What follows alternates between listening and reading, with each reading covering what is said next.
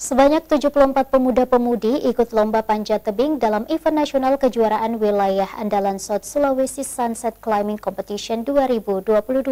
Acara yang digelar Federasi Panjat Tebing Indonesia Sulsel itu bekerja sama dengan Dispora Sulsel di lapangan Hertasning, Makassar.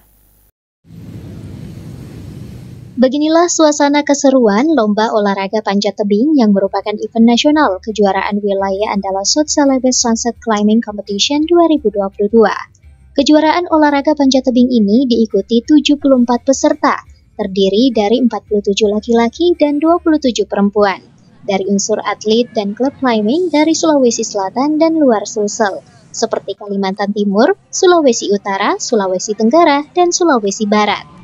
Perlombaan dibuat dalam 3 kategori putra dan putri, yakni lead climbing atau teknik memanjat jalur pemanjatan, bouldering atau olahraga seni panjat memanjat di dinding relatif tidak terlalu tinggi, tanpa menggunakan tali atau hanya matras yang diletakkan di bawah untuk mengantisipasi jatuhnya pemanjat. Serta speed climbing klasik di mana dua pemanjat beradu cepat untuk mencapai top dengan tali sudah terpasang dengan tali yang sudah terpasang pada anchor. Tentunya kegiatan ini sangat positif untuk anak muda zaman sekarang agar melatih mental kita untuk kejuaraan seperti itu. Positif ya?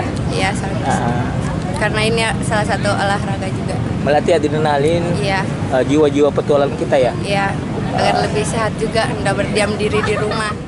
Untuk kegiatan ini, skala nasional itu kita fokuskan kepada kategori lead dan boulder, karena seperti yang saya sampaikan tadi bahwa mendapatkan rekom Event Master diakui dari pengurus pusat MPT Indonesia.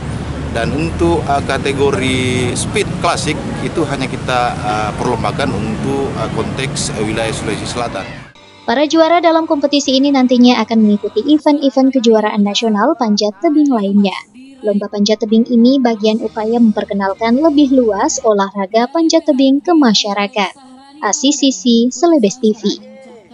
Banyak terima kasih untuk seluruh peserta foto bersama, dan kami sampaikan untuk seluruh atlet yang telah meraih medali agar kiranya tidak meninggalkan